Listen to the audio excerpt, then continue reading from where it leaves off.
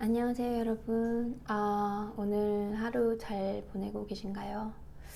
제가 오늘은 이제 무슨 얘기를 해볼까 고민하다가, 노인 정책에 대해서 얘기를 좀 해보고 싶어서 이제 자료도 찾고 지금 책도 다시 좀 보고 이러고 있었는데요. 자료를 찾다 보니까 너무 우리나라 현실이 지금 너무 이렇게 여러 면에서 너무 지금 심각하다는 걸 깨닫고 어, 이 집중이 안 되더라고요. 그래서 이번 방송은 그냥 여러분들한테 좀 질문도 좀 드릴 겸 그렇게 방송을 켰는데요. 이 우리나라의 OECD 국가 중에서 노인 빈곤율이 가장 높답니다. 어, 그래서 제가 제일 최근 자료를 찾고 싶었는데 인터넷에 보니까, 이게 그나마 2017년도 자료인 것 같던데요. 어, 그, 어, 노인 빈곤이 이제 우리나라가 가장 높고요. 그러니까 우리나라는 지금 45.7%, 그러니까 거의 2명 중에 1명이 이제 극도로 빈곤한 상태라고 합니다. 노인분들 2명 중에 1명. 왜 우리 부모님들이 매번 노후 걱정하고, 우리들 노후 걱정하고, 노후에 어떻게 살래? 막 이렇게, 아주 그런 부분에 엄청 걱정을 하시는 게 이해가 돼요. 현실이 저는 이 정도로 심각한 줄 몰랐거든요. 그렇게 지옥이라는 미국도 지금 노인 빈곤 률이 22.9%라고 하고요. 독일이 9.6%, 스웨덴이 또 의외로 높네요. 11.3%, 덴마크, 네덜란드가 3.1%라고 하네요. 프랑스가 3.4%. 그러니까 만약에 10명, 100명 중에 프랑스나 덴마크, 네덜란드 3명이 이제 좀 극도로 빈곤하다면 우리는 100명 중에 거의 46명이 지금 극도로 이제 빈곤하다고 합니다. 그러니까 노인 빈곤 자살률이 또 1위라고 하네요. 노인 빈곤 자살률이 이제 노인분들이 경제적인 이유 때문에 자살하는 률이 1위라고 합니다. 그리고 전에 제가 김누리 교수님한테 들은 바로는 재해로 이제 돌아가시는 산업재해 사망률이 전 세계 1위, OECD 국가 중에 이제 1위고, 그 다음에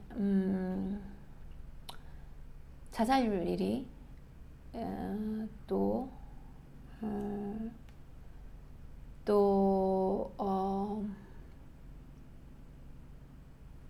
뭐 행복지수 낮은 거는 이제 행복지수도 이제 현저히 낮고, 또 뭐가 1위더라? 미세먼지. 제가 작년에 초미세먼지 조사했을 때 전 세계 180여 개국을 조사했을 때 거의 꼴찌에서 6번째인 174위였습니다. 중국에서 몇 번 차이 안 나더라고요. 그러니까 제가 정말 이런 조사를 하면 할수록 정말 충격적이에요. 진짜 한국이 그래도 GDP로는 전체에서 11위 정도 할 만큼 경제가 충분히 성장돼 있는데,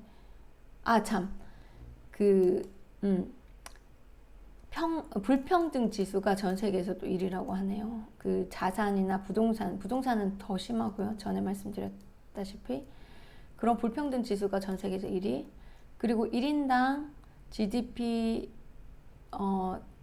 GDP로 계산됐을 때 대학교 학비가 가장 비싼 또 나라 중에 하나라고 하고요. 왜 이렇죠, 진짜 우리나라?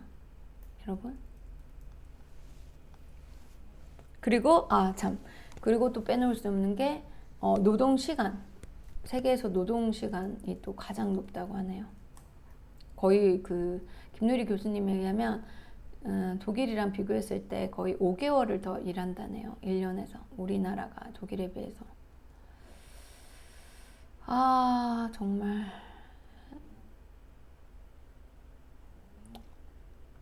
여러분 이런 구체적인 수치를 들으니까 좀 진짜 놀라지 않아요? 저는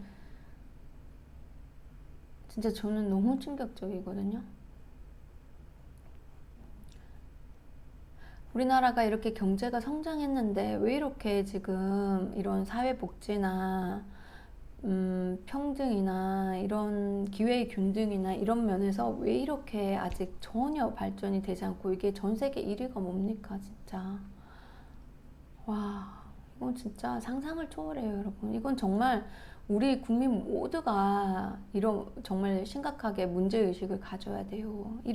이런 내용들이 언론에서 계속 보도가 돼야 돼요. 왜 언론에서는 자꾸 사건 사고만 지금, 그러니까 이런 중요한 부분들 사람들이 이렇게 생각해 볼 수 있게 하지 않고 왜 사건 사고만 자꾸 부각하는지 모르겠어요. 그러니까 우리의 초점을 자꾸 엉뚱한 데 맞추는 것 같아요. 진짜 우리나라 진짜 왜 이렇게 됐을까요, 여러분? 도대체 정치인들은 진짜 뭘 하시는 거죠? 전 이렇게 이렇게 좀 남을 비난하고 그냥 비난을 위한 비난을 지향하는 방송을 이제 추구하고 전 또 그런 뭐 소모적인 비난은 별로 안 하는 편인데 자꾸 이런 조사를 하면 할수록 진짜 도대체 우리 정치인들은 뭘 하신 거예요? 도대체 교육 문제도 마찬가지고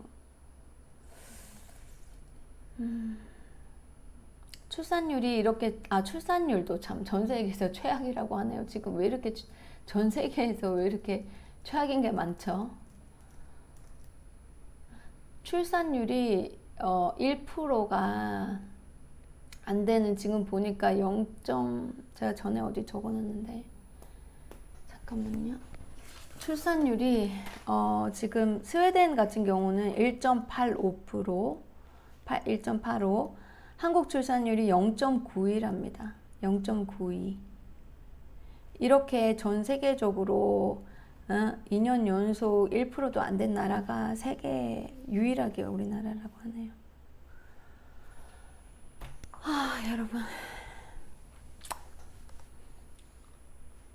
도대체 정치인들은 뭘 하시는 거죠? 사실 저는 이제 작년에 미세먼지 문제 때문에 진짜 정치인들한테 제가 진짜 실망했거든요. 왜 해결을 안 하는 것처럼 보이냐고요. 그리고 해결이 안 되고 있잖아요, 별로. 이번에 코로나 사태로 인해서 좀 이렇게 중국이나 우리나라에서 좀 자동차나 그 산업 시설이 좀 일시적으로 이제 그 운영이 적어지다 보니까 지금 이렇게 좀 미세먼지 문제는 좀 이렇게 쏙 들어갔는데 지금 내년부터 또 심각해질 겁니다. 앞으로 아마 계속 심각해질 거예요. 이런 식으로 적극적으로 해결하지 않으면, 소극적으로 해결하면. 진짜 옛날에 그런 말 있잖아요. 뭐지? 또 생각이 안 난다. 불 나고 외양간 고친다. 이미 불이 다 나고 나서 외양간 고치려고 준비하고 있는 건가요? 그러면 어마어마한 노력과 돈과 에너지가 더 소모되는데 왜 그렇게까지 기다려야 되는 거죠? 미세먼지도 지금 미세먼지 그 이슈가 된 게 벌써 지금 2017년도 뭐 이때부터라고 하는데 지금까지 해결 안 된 건 또 뭐예요? 저는 이제 제가 작년에 왔으니까 사실 이렇게까지 심한지 몰랐거든요. 제가 조사해보지 않는 이상. 그리고 작년에 진짜 심했잖아요. 뭐, 그 서울의 공기가 베이징 공기보다 안 좋았대요. 그리고 서울이 앞이 뿌옇고, 그리고 또 초미세먼지 같은 경우는 전문가에 의하면 뿌옇지도 않대요. 그래서 오히려 투명해도 지금 눈에 보이지 않는 이 정말 건강에 진짜 암을 일으키는 그런 발암 물질들이 우리가 다 마시고 있고, 그게 또 핏줄이나 뇌나 이런 데 다 들어간다고 하잖아요. 뭐 심장 폐는 말할 것도 없고, 정말 미세먼지 심한 지역에서는 7살 아이들이 치매가 걸린다고 하잖아요. 그러니까 그 초미세먼지는 너무 작아서 두뇌로도 다 들어간다는 거죠.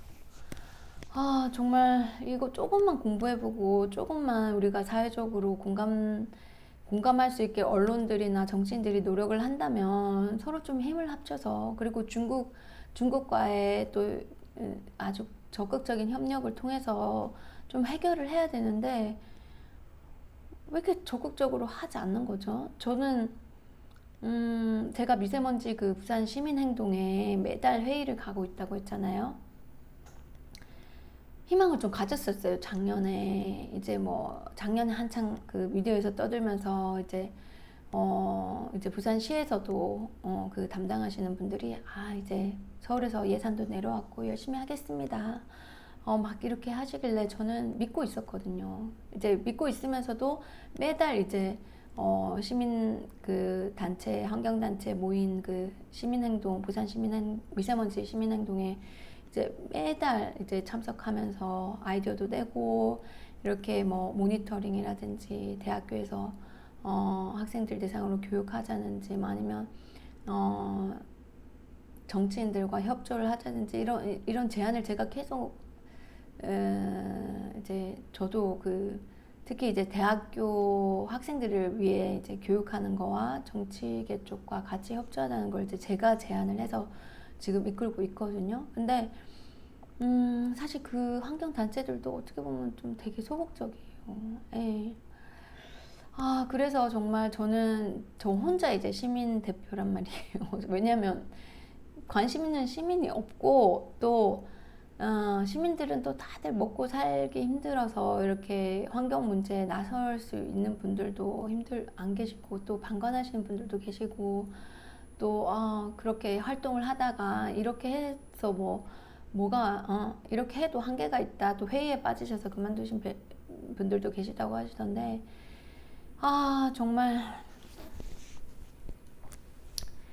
사실 저는요, 이 모든 문제가 우리나라가 실력이 없어서도, 돈이 없어서도 아니고요. 우리나라가 무슨 뭐 제3세계처럼 어떤 아무런 그런 사회복지나 이 사회정책에 자원이 없어서도 아니고요. 이건 진짜 제 결론은 의지의 문제라고 생각합니다. 의지. 정치인의 의지. 그리고 또 정치가 워낙 또 그렇다 보니까 국민들이 또 참여하지 않는 거. 국민들이 참여하지 않는 불참여. 국민들의 불참여. 그리고 정치인의 의지가 없는 거. 이 두 가지고, 사실 의지만 있다면 얼마든지 책을 보거나 뭐 자료를, 요즘 인터넷이 있는데 뭐가 힘들어요, 그쵸? 자료를 전 세계 복지가 잘 돼 있는 나라의 자료를 다 연구하고, 우리가 또 거기에서 따라갈 수 있는 거 따라하고, 또 우리 환경에 맞게 또 이렇게 좀 변형해서 우리도 얼마든지 할 수 있는데도 불구하고 안 하는 것 같아요. 못하는 게 아니라 안 하는 것 같아요. 이게 못하면 또 차원이 틀린데, 만약에 뭐 정말 가난한 나라에서 복지를 하기가 쉽진 않죠. 일단 경제 성장에 더 힘을 또 써야 되고, 경제가 또 어느 정도 규모가 돼야지 또 사회복지가 되니까, 조세 정책을 통해서 세수가 충분히 또 있어야 이제 사회 보장 정책이 이제 되는데, 우린 지금 충분한 지금 경제적인 규모를 가지고 있는데도 불구하고 이 사회 복지가 이렇게 엉망진창인 거는 의지가 없었다고 생각합니다. 의지가 없었어요, 정말. 여러분들은 어떻게 생각하세요? 여러분들은 뭐가 문제인 것 같아요?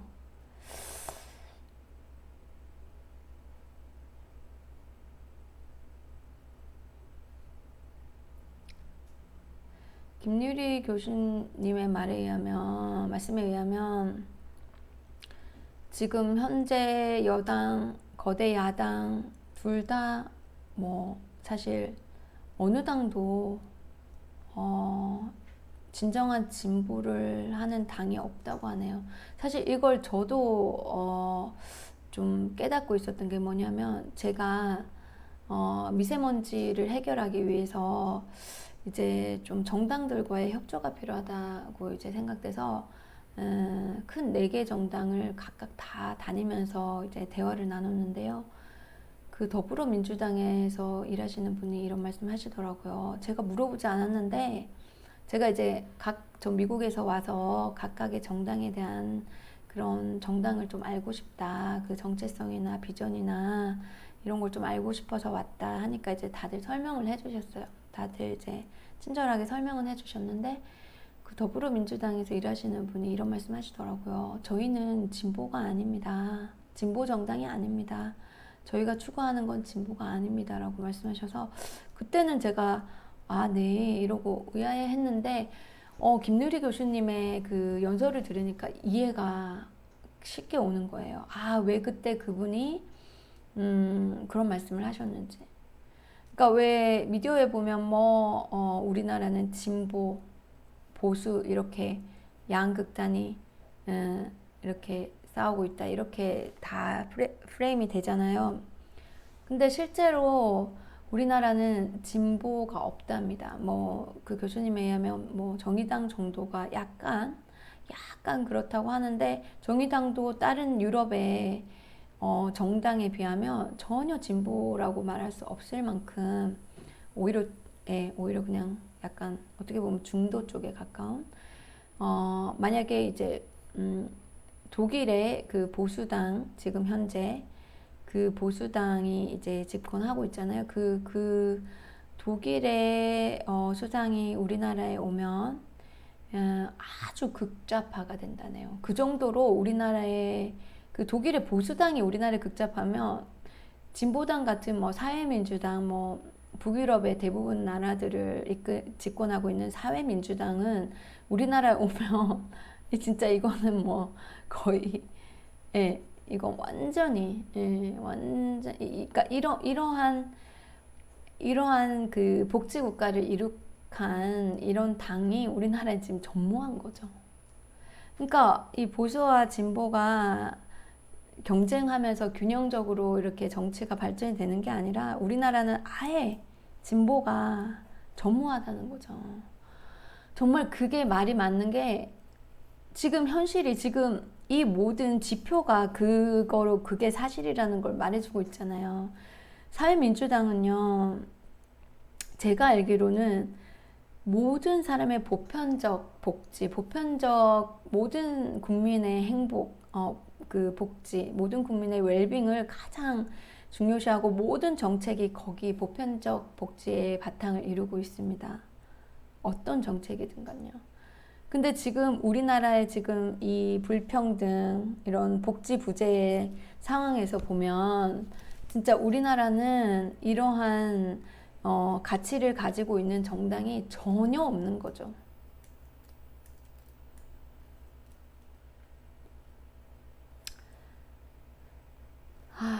미국도 마찬가지고요.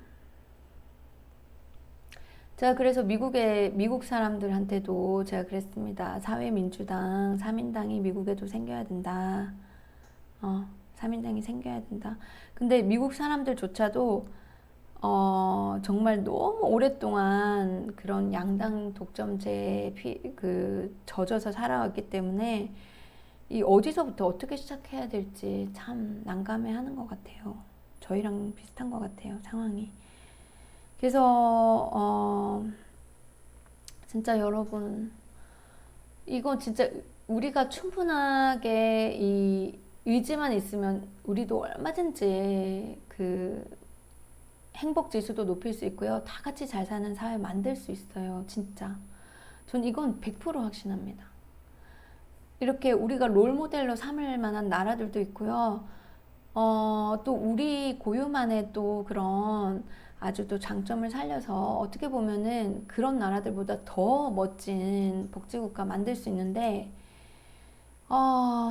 이런 의지가 있는, 이런 소신이 있는 정치인들이 좀, 우리 정치를 하고 싶은 분들이 좀 모였으면 좋겠어요, 여러분. 어떻게 모일 수 있을까요? 좀 어디 계신가요, 여러분들? 분명히 계실 텐데, 분명히 어딘가에 계실 텐데, 우리 좀 어떻게 모일 수 있을까요, 진짜? 제가 그래서 이 생각도 했어요. 김유리 교수님을 찾아가야 되나? 응? 김유리 교수님이 요즘 그래도 이 방송에 많이 나오시던데, 그분을 우리 좀 그 사회민주당을 만들어서, 그, 좀 리더로 모셔야 되나? 지금 이런 생각도 하고 있어요. 여러분 어떻게 하면 좋겠습니까, 여러분?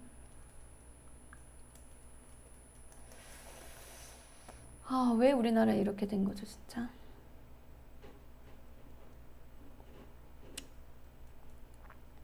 왜 젊은이들 사이에 헬조선이라는 말이 생겼는지 이제 알 것 같습니다, 진짜. 제가 한국을 떠나 있어서 너무 한국 사회에 대해서 진짜 잘 몰랐던 것 같아요.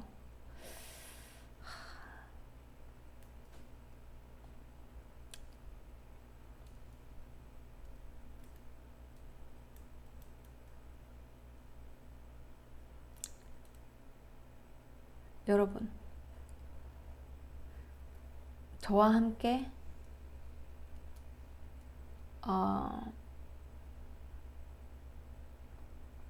팔 걷어붙이고 우리나라에 좀 제대로 된 정당 만들고 싶은 사람 없을까요? 사회민주당으로, 3인당.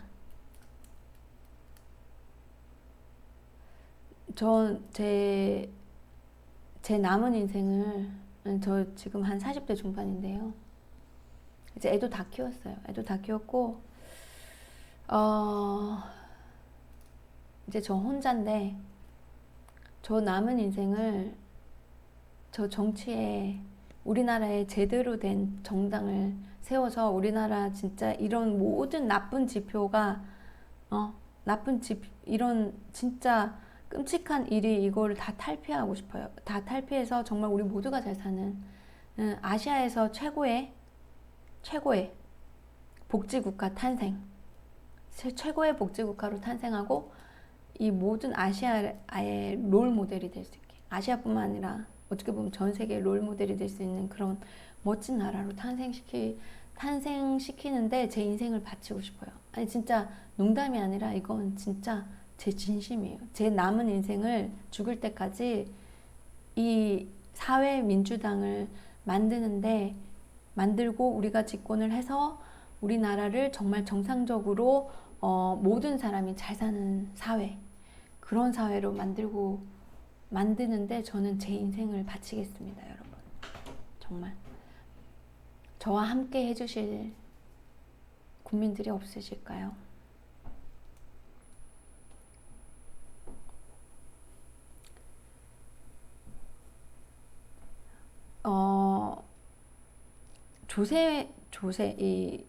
우리가 경제 성장, 우리의 가장 큰 실수는 우리 선배들은 정말 부지런하게 노력하셔가지고 그 6.25 전쟁 이후 가장 가난했던 빈곤 국가를 이렇게 경제적으로 성장하게 이루어내신 거는 너무너무 항상 존경하고 항상 감탄하고 감사드리고 있는데, 우리의 하나의 실수는 성장과 분배를 같이 하지 못했다는 겁니다. 여기에서 가장 큰 실수는 성장만 중시하고 공정한 분배, 그리고 보편적 복지, 모든 국민들을 위한 분배, 이 부분에서 전혀 균형이 맞지 않아서 지금 이러한 불균형의 사회가 지금 만들어진 거잖아요. 이제 이미 과거는 지난 거고 앞으로 그러면 어떻게 효율적으로 성장하면서 분배를 효율적으로 온 국민이 잘 살 수 있게 할 수 있는가? 이 부분 정말 의지만 있으면 할 수 있다고 생각합니다. 의지만 있다면 충분히 할 수 있어요. 이 의지를 가진 우리 정치를 꿈꾸는 사람들이 모여서 사회민주당 만들어야 되고, 전에 말씀드린 것처럼 개헌을 해서 의원 내각제로 가든, 아니면 최소한 비례대표제로 선거제도를 바꾸고요. 그리고 우리 국민들 모두가 정치에 관심을 가져야 됩니다. 그래서 우리 국민들하고 소통할 수 있게끔 우리 정당이 이제 만들어지면 국민들하고 효율적으로 소통할 수 있게, 지금 현 미디어는 이 우리나라를 발전시키는데 도움이 되지 않아요. 지금 현재 미디어들의 대부분 정치 뉴스를 보면 모든 미디어를 말하지는 않습니다. 그렇지만 이제 대부분의 그런 정치 관련 프로그램을 보면 지금 우리나라의 정치 발전에 크게 도움이 되지 않아요. 그러면 우리가 국민들하고 직접적으로 소통을 해야 된다는 말이고, 사실 소셜 미디어나 유튜브 방송이나 뭐 또 직접 어떤 그 정치 정치 학교나 뭐 정치 공부 모임, 어제 방송에서 보니까 그 스터디 모임 같은 거에 그런 게 이제 미국 그 여성 정책에 그 혁신을 가져왔다고 했잖아요. 그래서 그런 스터디 모임 뭐 이런 식으로 해서 좀 오프라인 온라인 할 것 없이 우리가 국민들하고 직접적으로 소통하는 그런 과정을 거쳐서 국민들의 참여를 통해 우리 그 사회민주당이 우리나라의 발전을 위해서 희생하고 노력하는 이런 진짜 그림을 짜야 된다고 생각합니다. 여러분, 진짜 이거는 우리가 나서지 않으면요, 그냥 이대로 방관하면 우리나라는 진짜 앞으로 미래가 어떻게 될지 모르겠어요. 출산율 낮죠. 자살률 높죠. 사회 불평등 높아지죠. 이러면 어떻게 될까요? 결국은 사회가 붕괴될 수도 있어요. 솔직히 사회가 혼란스러워지고 막 불만이 여기저기 터져나오면서 오히려 폭력적으로, 오히려 사회가 너무 불안정해져서 결국은 모두한테 나쁜, 그런 뭐 부자건 부자가 아니건 가진 자이건 가지지 않은 자이건 모두에게 나쁜 사회가 될지도 모릅니다. 이대로 가면요, 진짜로.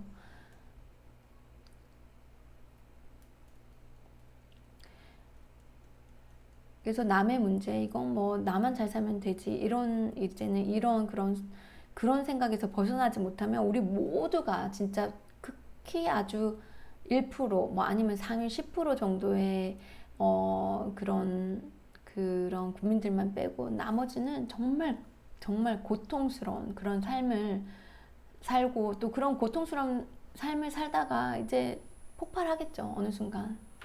그쵸?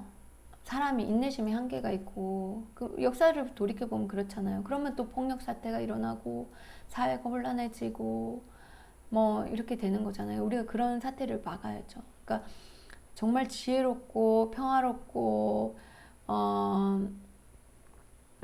실용적으로 해결하려면 이 정당이 만들어지고 이런 실용적인 대안이 나오고, 그리고 국민들과 평화롭게 소통을 해서 그런 정책을 실현하면서 좋은 사회로 평화롭게 가는 게 답이죠. 그쵸? 그래서 여러분들이 가진 자이건 가지지 못한 자이건, 여러분들이 삶이 여러분들 자녀분들, 또 그 밑에 자녀들, 우리 모두의 삶을 생각한다면 여러분이 지금 어떤 환경에 처해 있든 우리 모두 지금 힘을 합쳐야 된다는 소리입니다. 결국은 이 사회를 평화롭게 행복하게 안정적으로 변화시키려면 여러분 모두의 지금 참여가 필요하고 우리 모두의 노력이 필요합니다. 정말 어떻게, 여러분들 좀 아이디어 좀 주세요. 어떻게 하면 우리가 이렇게 이 사회를 변화시킬 수 있을까요? 또 왜 이렇게 됐을까요, 우리 사회가? 제가 사실 미국에서 10년간 살다가 작년에 돌아오니까 사실 친구들, 예전에 알던 친구들도 다 연락 끊기고 다 아기 키우고 뭐 하는데 바쁘다 보니까 사실 뭐 연락하고 그럴 정신도 없었고요. 그래서 제가 지금 알고 있는 뭐 우리 가족들 그리고 몇몇 지인 말고는 아는 사람이 거의 없어요. 그리고 이제 환경단체, 시민단체 거기 이제 활동하시는 분들 계시긴 한데 이제 그분들도 다들 그냥 너무 이제 그 환경단체, 시민단체도 워낙에 열악하다 보니까 그분들도 뭐 겨우겨우 그냥 시간 쪼개서 미세먼지 그 단체 오시거든요. 미세먼지 회의에. 그렇지만 그분들의 영향도 굉장히 작아요. 의지도 사실 높아 보이지도 않고. 그래서 여러분들 정말, 참 답답하네요.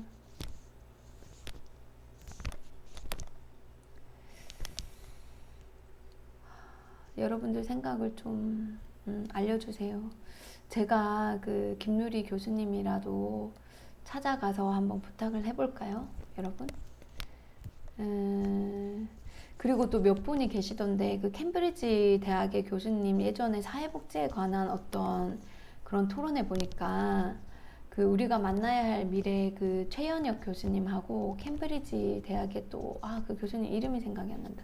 그 또 교수님하고 다들 이렇게 이런 문제에 좀 아무래도 그 좀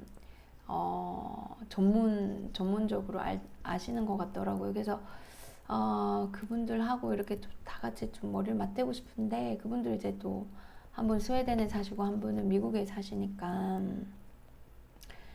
캠브리지면은 영국인가요?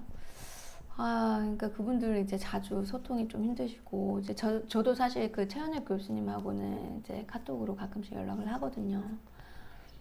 근데 이제 1년에 뭐 한두 번씩 한국 나오시니까 이제 본격적으로 활동하는 거는 좀 힘드실 것 같고 그래도 김유리 교수님이 한국에 계시니까 좀 어떻게 좀 조직을 만들어 보고 싶은데 여러분들 좀 아이디어 좀 주세요. 진짜 제가 이렇게 그냥 계속 유튜브에서 이제 뭐 좋은 스웨덴이나 이런 선진국 사례들을 얘기해 주는 것도 중요하지만 정말 지금 이 현실이 너무 답답하니까 정말 이거 가지고 충분한가라는 생각이 듭니다. 제가 더 노력을 해야 될 것 같다는 좀 시급한 마음도 들고요.